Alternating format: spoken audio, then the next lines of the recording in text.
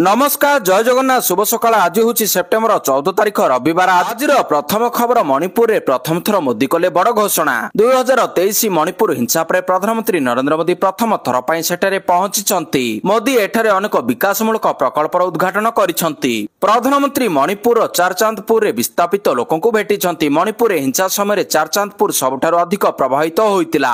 एठारे पहुंचीबा परे प्रधानमंत्री मोदी कहिसेंती जे मु मणिपुर लोकंकु प्रणाम करूछि एवं सम्मान रे मोर मुंड नुआउछि। राज्यर लोक माने मणिपुर प्रधानमंत्री मोदी को पारंपरिक नृत्य सहित स्वागत करिसेंती। परवर्ती खबर बढ़िला यूपीआई ट्रांजैक्शन लिमिट। पेमेंट करथिबा यूजर्स को पई भल खबर। एबे गोटिए दिन रे यूपीआई माध्यम रे करि परिबे 10 लाख टंकार पेमेंट। एणिकी ऑनलाइन पेमेंट रे ट्रांजैक्शन लिमिट ने आपण असुविधा रे पड़िबे नाही। पूर्वरु 1 लाख टंका रखा जायतिबा ट्रांजैक्शन लिमिट बढ़ाई दिया जायछि। एनपीसीआई रो बड़ घोषणा बढ़िला यूपीआई ट्रांजैक्शन रो लिमिट। वर्तमान यूपीआई यूजर्स माने पेमेंट पई 24 घंटा रे 10 लाख टंका पर्यंत ट्रांजैक्शन करि परिबे। तेबे नुआ परिवर्तित नियम सेप्टेम्बर 15 रु कार्यकारी हेबो। परवर्ती खबर पार्ट प्लॉट बिक्री समस्या कले हेबो कार्यानुष्ठान। पार्ट प्लॉट बिक्री समस्या नै राजस्व मंत्री को बड़ बयान। कौन सी सब रेजिस्टर पार्ट प्लॉट रेजिस्टर करने को मना करथिले आमको तथ्य दियंतु। विभाग तुरंत कार्यानुष्ठान ग्रहण करिबो। निर्दिष्ट अभियोग जदि अछि मंत्री को जणाइले संगे संगे निलंबन करा जिवो। पूर्व सरकारक समय पार्ट प्लॉट बिक्री को नै लोकन को हंतसंत करा जाउथला। सरकार सेमिति हेबो नै। लोकन को सरकार लोकन को कथा बुझिबे बोली कहिसंती राजस्व मंत्री सुरेश पुजारी। परवर्ती खबर अमेजन देव वर्षर सबुठारु बड़ ऑफर। कम दाम रे पाइबे दामी फोन। सस्ता रे पाइबे स्मार्टफोन। टिके सुजोग हाथ छडा कले हराइबे दामी फोन किनिबार सुजोग। अमेजन रे एक नूतन sale great Indian festival sale आरंभ हेबाकु जाउछि। ई कॉमर्स प्लेटफॉर्म रे वर्षर सबुठारु बड़ सेल सेप्टेम्बर 23 रु आरंभ हेबो। जदि आपण जने प्राइम सदस्य तेबे आपण गोटे दिन पूर्वरु ही सेल पे एक्सेस पाई परिबे। सेल सुजोग नहीं आपण सस्ता मूल्य इलेक्ट्रोनिक्स घर उपकरण एवं अन्य उत्पाद किनी पारिबे। परवर्ती खबर मिजोराम को गडिला ट्रेन। मिजोराम रे जोड़ी हैला नुआ इतिहास।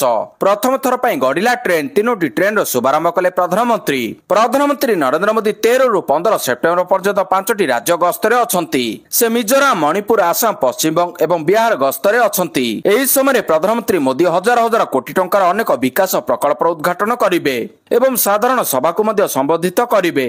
परवर्ती खबर 27 तारिख रे ओडिशा आसीबे मोदी। पुणी ओडिशा गस्तरे आसुचंती प्रधानमंत्री नरेंद्र मोदी। आसंदा 27 तारिख रे से ओडिशा गस्तरे आसीबे बोली सूचना मिलिछि। ब्रह्मपुर रे आयोजित हेबाकु थिबा युवा समावेश रे प्रधानमंत्री शामिल होई पारंती। आसंदा 17 रे प्रधानमंत्री को जन्मदिन। एथि पई सप्ताह धरि राज्य रे बीजेपी पक्षरु विभिन्न स्थान रे युवा समावेश करा जाउछि। 27 तारिख दिन ब्रह्मपुर रे आयोजित हेबाकु थिबा युवा समावेश रे प्रधानमंत्री शामिल होई पारंती। किंतु दल पक्षरु ए पर्यंत स्पष्ट सूचना मिली पारि नाही। परवर्ती खबर सेप्टेम्बर 17 रु अक्टोबर 2 जाए स्वच्छोत्सव पालन यूएलबी मानकु निर्देश। ओडिशा सरकार गृह निर्माण और नगरोन्नयन विभाग समस्त सहरांचल स्थानीय संस्था यूएलबी मानकु स्वच्छोत्सव भावना सहित सेप्टेम्बर 17 रु अक्टोबर 2 पर्यंत स्वच्छता ही सेवा एचएस 2025 अभियान को सक्रिय भाव में पालन करने को निर्देश देछि।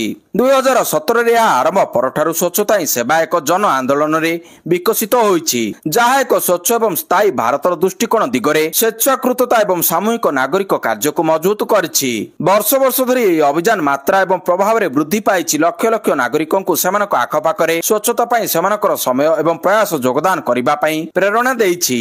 परवर्ती खबर नुआपड़ा उपनिर्वाचन प्रक्रिया आरंभ। नुआपड़ा उपनिर्वाचन पई प्रक्रिया आरंभ होइछि। मुख्य निर्वाचन अधिकारी बी सीओ को पक्षरु प्रस्तुति आरंभ होइछि। सेप्टेम्बर 15 तारिख सुधा चिठा भोटर तालिका प्रकाश पाइबो। 15 तारिख भितरे जहा जहा दाबी अछि किबा आपत्ति करिबार थिबो करि परिबे। अक्टोबर 9 तारिख रे चूड़ांत भोटर तालिका प्रकाश पाइबो। 2 दिन तले नुआपड़ा विधायक राजेंद्र ढोलकिया को मृत्यु होइतिला। एहा परे नुआपड़ा उपनिर्वाचन पई प्रक्रिया आरंभ होइछि। चेन्नई रो एक घरोई हॉस्पिटल रे बीजेडी विधायक राजेंद्र ढोलकिया को परलोक होइतिला। परवर्ती खबर 26 जन को मृत्यु भूलिगला बीसीसीआई। भारत पाकिस्तान मैच उपरे प्रश्न उठाइले पहलगाम पीड़ितों पत्नी। पहलगाम आतंकवादी आक्रमण रे पीड़ित शुभम द्विवेदी पत्नी आज अनुष्ठित हेबाकु थिबा एशिया कप 2025 रे भारत एवं पाकिस्तान मध्य हेबाकु थिबा क्रिकेट मैच वर्जन करबा पई आह्वान करछंती। ऐश्मा द्विवेदी लोकमानकु टेलीविजन रे मध्य मैच न देखिबा पई अनुरोध करछंती। से कहिसंती मु लोकमानकु एहाकु वर्जन करबा पई अनुरोध करूछि। एहाकु देखिबाकु जांतु नाही एवं एथि पई आपनकर टीवी मध्य चालू करंतु नाही।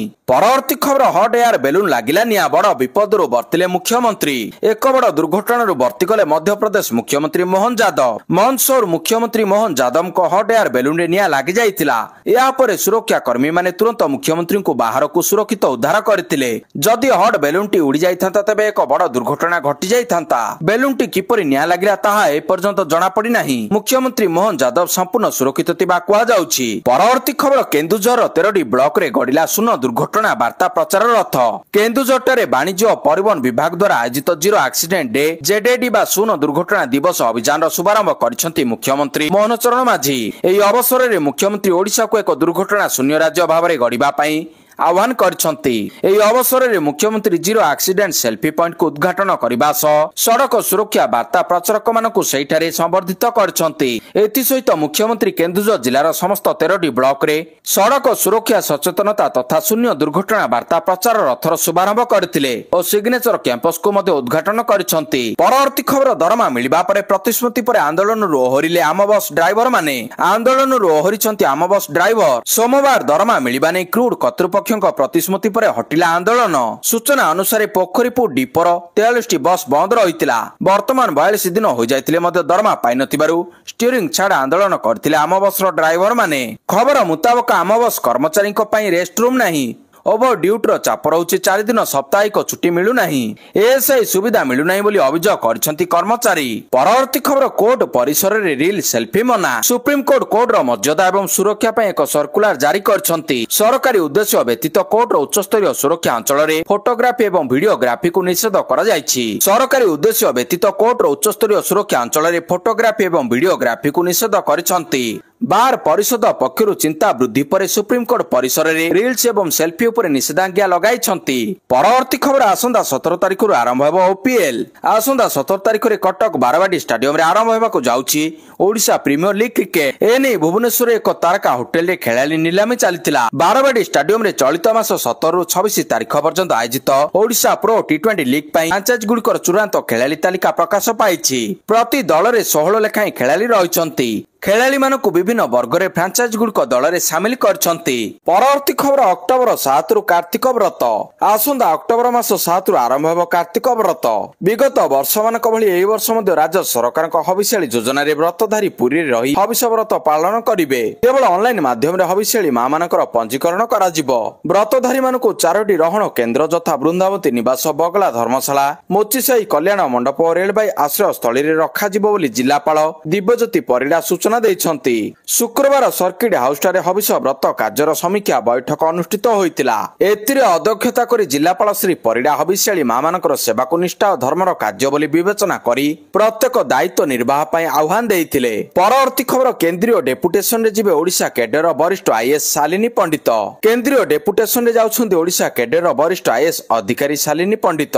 2001 बैच आईएएस अधिकारी पंडितों को केंद्र अर्थ मंत्रालय अर्थ विभाग रे जुग्म सचिव भाव नियुक्ति दिया जायछि। शनिवार कार्मिक मंत्रालय द्वारा जारी विज्ञप्ति अनुसार वरिष्ठ ओडिशा कैडर आईएएस अधिकारी शालिनी पंडित केंद्रीय डेपुटेशन रे जाउछंती। परवर्ती खबर आज ठारु मांकर षोडश पूजा। 14 तारिख आश्विन शुक्ल पक्ष मूलाष्टमी तिथिरु देवी पार्वणर प्रथम पर्व षोडश उपचार पूजा आरंभ हेबो। 29 तारिख जाए पूजा विधि चलिबो। एकाम्र पीठ स्थित अष्टचंडी पीठ सह विभिन्न देवी पीठ रे 16 पूजा आरंभ हेबो। एही अवसर रे भक्त श्रद्धालु माने अष्टचंडी मां गौरी और श्री लिंगराज मंदिर रे पूजा पाउथिबा मां भुवनेश्वरी को विभिन्न वेश रे दर्शन करिवार सौभाग्य पाइबे। परवर्ती खबर एआई रे चलिबो शासन। प्रशासन को चलचंचल प्रशासनिक अधिकारी को दक्ष करिबो एआई। बिना भूल रे चुटकी रे हेबो लोकन को काम। एथिपाई सरकारी व्यवस्था सह एआई को जोड़िबाकु निष्पत्ति नेइछंती राज्य सरकार। जहा द्वारा डबल इंजिन सरकार द्रुत बेग रे बढ़िबो विकास रो गति। निर्भूल रे हेबो सरकारी व्यवस्था रॉकेट बेग रे हेबो लोकन को काम। परवर्ती खबर इस्राएल को बड़ झटका पालेस्टाइन हेबो स्वाधीन देश। जातिसंघ साधारण परिषद पालेस्टाइन उपर न्यूयॉर्क घोषणा नाम को समर्थन करी एवं दुई राष्ट्र समाधान को समर्थन करी यूएनजीए रे एक प्रस्ताव पास करबा सपक्ष रे भारत भोट देइतिला। एक प्रमुख वैदेशिक नीति आईन रे भारत जातिसंघ रे पालेस्टाइन को राष्ट्र मान्यता प्रदान करबा सपक्ष रे भोट देइछि। न्यूयॉर्क घोषणानामा शीर्षक प्रस्ताव सपक्ष रे 142 देश भोट देइछंती। 10 देश याकू विरोध करथिले एवं 12 देश भोट देबारु विरत रहिथिले। परवर्ती खबर टारिफ धमक मध्ये अमेरिका ठारु 6टी P-81 सामुद्रिक पेट्रोल विमान किनिबो भारत। ଭାରତ ଏବଂ ଆମେରିକା ମଧ୍ୟରେ ପ୍ରତିରକ୍ଷା ସହଯୋଗ ଏକ ନୂତନ ଶିଖର ଛୁଇଁବାକୁ ଯାଉଛି। ଟ୍ରମ୍ପଙ୍କ ଟାରିଫ ଧମକ ମଧ୍ୟରେ ଦୁଇ ଦେଶ ପ୍ରତିରକ୍ଷା ଦିଗରେ ଆଗକୁ ବଢିବା ପାଇଁ ଯୋଜନା କରୁଛନ୍ତି। ଭାରତୀୟ ନୌସେନା ପାଇଁ 6ଟି ଅତିରିକ୍ତ P-81 ସାମୁଦ୍ରିକ ପେଟ୍ରୋଲ ବିମାନ ପାଇଁ $4 ବିଲିୟନ ଚୁକ୍ତି ପ୍ରାୟ ଚୂଡାନ୍ତ ହୋଇଛି। ଏଥିପାଇଁ ଏକ ଆମେରିକୀୟ ପ୍ରତିନିଧି ଦଳ ସେପ୍ଟେମ୍ବର 16ରୁ 19 ମଧ୍ୟରେ ଦିଲ୍ଲୀରେ ପହଞ୍ଚିବେ। ଏହି ପ୍ରତିନିଧି ଦଳରେ ଆମେରିକାର ପ୍ରତିରକ୍ଷା ବିଭାଗ ଏବଂ ବୋଇଂର ଅଧିକାରୀମାନେ ସାମିଲ ରହିବେ। ପରବର୍ତ୍ତୀ ଖବର ମେଧାବୀ ଦିବ୍ୟାଙ୍ଗ ସାଧାରଣ ବର୍ଗ ପାଇଁ ହକଦାର। ଦିବ୍ୟାଙ୍ଗଙ୍କ ପାଇଁ ସଂରକ୍ଷଣ କାର୍ଯ୍ୟକାରୀ କରିବା ଉପରେ ସୁପ୍ରିମକୋର୍ଟ ଚିନ୍ତା ପ୍ରକାଶ କରିଛନ୍ତି। ଯେଉଁ ଦିବ୍ୟାଙ୍ଗମାନେ ସାଧାରଣ ବର୍ଗର ପ୍ରାର୍ଥୀଙ୍କ ପରି ପ୍ରଦର୍ଶନ କରି ମେରିଟ ଲିଷ୍ଟରେ ସ୍ଥାନ ପାଆନ୍ତି ସେମାନଙ୍କୁ ଅଣସଂରକ୍ଷିତ ବୋଲି ବିବେଚନା କରାଯାଏ ନାହିଁ। SC/ST ସଂରକ୍ଷଣ କ୍ଷେତ୍ରରେ ମଧ୍ୟ ଏହା କରାଯାଏ। ଏବେ ସୁପ୍ରିମକୋର୍ଟ କେନ୍ଦ୍ରକୁ ଏଥିରେ ସୁଧାର କରିବା ପାଇଁ କହିଛନ୍ତି। ଜଷ୍ଟିସ ବିକ୍ରମନାଥ ଏବଂ ଜଷ୍ଟିସ ସନ୍ଦୀପ ମେହେଟ୍ଟାଙ୍କ ଖଣ୍ଡପୀଠ କହିଛନ୍ତି ଯେ ସଂରକ୍ଷଣରେ ଊର୍ଦ୍ଧ୍ୱଗାମୀ ବୃଦ୍ଧି ଅନୁସରଣ କରିବା ଉଚିତ। SC/ST ପାଇଁ ଏହା ଅନୁମତି ପ୍ରାପ୍ତ। ଏହାର ଅର୍ଥ ହେଉଛି ଯେତେବେଳେ ସଂରକ୍ଷିତ ବର୍ଗର ଛାତ୍ରଛାତ୍ରୀମାନେ ମେରିଟ ଲିଷ୍ଟରେ ଆସୁଛନ୍ତି ସେତେବେଳେ ସେମାନଙ୍କୁ ଅଣସଂରକ୍ଷିତ ବୋଲି ବିବେଚନା କରାଯିବା ଆବଶ୍ୟକ। ଦିବ୍ୟାଙ୍ଗ କୋଟା ଥିବା ଲୋକଙ୍କ ପାଇଁ ମଧ୍ୟ ଏହା ଅନୁସରଣ କରାଯିବା ଉଚିତ। ପରବର୍ତ୍ତୀ ଖବର ସରଗରମ ତାମିଲନାଡୁ ରାଜନୀତି। ତାମିଲ ସୁପରଷ୍ଟାର ତଥା TVK ର ମୁଖ୍ୟ ବିଜୟ ତାମିଲନାଡୁ ବିଧାନସଭା ନିର୍ବାଚନ ପାଇଁ ପ୍ରଚାର ଆରମ୍ଭ କରିଛନ୍ତି। ତିରୁଚିରାପଲ୍ଲୀ ଠାରୁ ଆରମ୍ଭ ହୋଇଥିବା ଏହି ପ୍ରଚାର ଅଭିଯାନ ସପ୍ତାହର ପ୍ରତ୍ୟେକ ଶନିବାର ଦିନ ଅନୁଷ୍ଠିତ ହେବ। ଏହି ପ୍ରଚାର ଅଭିଯାନ 98 ଦିନ ଧରି ଚାଲିବ ଓ ଡିସେମ୍ବର 20 ତାରିଖରେ ମଦୁରାଇରେ ଶେଷ ହେବ। ଉଭୟ ଶାସକ DMK ଓ ବିରୋଧୀ AIMD କୁ ବିରୋଧ କରୁଥିବା ବିଜୟ ତାଙ୍କ ନେତୃତ୍ୱ ଜରିଆରେ ଏକ ରାଜନୈତିକ ମେଣ୍ଟ ଗଠନ ବୋଲି ପୂର୍ବରୁ ଘୋଷଣା କରିଥିଲେ। 2026 ତାମିଲନାଡୁ ନିର୍ବାଚନ ହେବ। ତେଣୁ ଏବେଠାରୁ ମୁଖ୍ୟମନ୍ତ୍ରୀ MK ଷ୍ଟାଲିନ ଓ ପୂର୍ବତନ ମୁଖ୍ୟମନ୍ତ୍ରୀ ପାଲାନିସ୍ୱାମୀଙ୍କ ଯଥାକ୍ରମେ DMK ଓ AIADMK ପାଇଁ ବିଭିନ୍ନ ଜିଲ୍ଲା ଗସ୍ତ ଆରମ୍ଭ କରିଛନ୍ତି। ଏହି କ୍ରମରେ ବିଜୟ ତାଙ୍କ ନୂଆ ଦଳ TVK ପାଇଁ ପ୍ରଚାର ଅଭିଯାନ ରାଜ୍ୟର ରାଜନୈତିକ ପାଣିପାଗକୁ ଆହୁରି ଉଷ୍ମ କରିବ। ପରବର୍ତ୍ତୀ ଖବର ନେପାଳକୁ ଭାରତର ବାର୍ତ୍ତା। ନେପାଳରେ ନୂଆ ପ୍ରଧାନମନ୍ତ୍ରୀ ହୋଇଛନ୍ତି ସୁଶୀଲା କାର୍କି। ନେପାଳରେ ଗତ କିଛି ଦିନ ଧରି ଚାଲିଥିବା ବିରୋଧ ପ୍ରଦର୍ଶନ ପରେ ନୂତନ ସରକାର ଶେଷରେ ତାଙ୍କର କାର୍ଯ୍ୟକାଳ ଆରମ୍ଭ କରିଛନ୍ତି। ପୂର୍ବତନ ମୁଖ୍ୟ ବିଚାରପତି ସୁଶୀଲା କାର୍କିଙ୍କୁ ନେପାଳରେ ଅନ୍ତରୀଣ ପ୍ରଧାନମନ୍ତ୍ରୀ କରାଯାଇଛି। ସେ ଦେଶର ପ୍ରଥମ ମହିଳା ପ୍ରଧାନମନ୍ତ୍ରୀ ମଧ୍ୟ। ସୁଶୀଲା କାର୍କିଙ୍କୁ ଶୁଭେଚ୍ଛା ଜଣାଇଛନ୍ତି ପ୍ରଧାନମନ୍ତ୍ରୀ ମୋଦି। ନାରୀ ସଶକ୍ତିକରଣ ଉଦାହରଣ ଦେଇ କାର୍କିଙ୍କ ନେତୃତ୍ୱ ଉପରେ ଭରସା ପ୍ରକାଶ କରିଛନ୍ତି। ଏଥିସହ ପଡୋଶୀ ଦେଶର ସୁରକ୍ଷା ସ୍ଥାୟିତ୍ୱ ଓ ସମୃଦ୍ଧିକୁ ସଠିକ ଦିଗରେ ଅନ୍ତରୀଣ ସରକାର ଆଗେଇ ନେବେ ବୋଲି ଆଶାବ୍ୟକ୍ତ କରିଛନ୍ତି ପ୍ରଧାନମନ୍ତ୍ରୀ। ପରବର୍ତ୍ତୀ ଖବର ଚୀନ ଉପରେ ପଡ଼ିବ ଚଡ଼କ। ଆମେରିକା ରାଷ୍ଟ୍ରପତି ଡୋନାଲ୍ଡ ଟ୍ରମ୍ପ ପୁଣି ଥରେ ଟାରିଫ ଧମକ ଦେଇଛନ୍ତି। ଶୁଳ୍କ ଲଗାଇବାକୁ ଧମକ ଦେଇଛନ୍ତି ଓ କହିଛନ୍ତି ଯେ ଏହା କେବଳ ଆମେରିକାକୁ ଆର୍ଥିକ ଭାବରେ ସାହାଯ୍ୟ କରିବ ନାହିଁ ବରଂ ଏହି ପଦକ୍ଷେପ ରୁଷ ୟୁକ୍ରେନ ଯୁଦ୍ଧ ସମାପ୍ତ କରିବାରେ ମଧ୍ୟ ପ୍ରଭାବଶାଳୀ ପ୍ରମାଣିତ ହେବ ବୋଲି ସେ ଉଲ୍ଲେଖ କରିଛନ୍ତି। ଟ୍ରମ୍ପ ଚେତାବନୀ ଦେଇଛନ୍ତି ଯେ ସେ ରୁଷ ଉପରେ କଠୋର ପ୍ରତିବନ୍ଧକ ଲଗାଇବାକୁ ପ୍ରସ୍ତୁତ କିନ୍ତୁ ଏହା ସେତେବେଳେ ସମ୍ଭବ ହେବ ଯେତେବେଳେ ସମସ୍ତ ନାଟୋ ଦେଶ ଏକାଠି ଏହି ପଦକ୍ଷେପରେ ସହମତ ହେବେ ଏବଂ ରୁଷରୁ ତେଲ କିଣିବା ସମ୍ପୂର୍ଣ୍ଣ ବନ୍ଦ କରିଦେବ। ପରବର୍ତ୍ତୀ ଖବର ୱାକଫ ସୋମବାର ସୁପ୍ରିମ ରୁଲିଂ।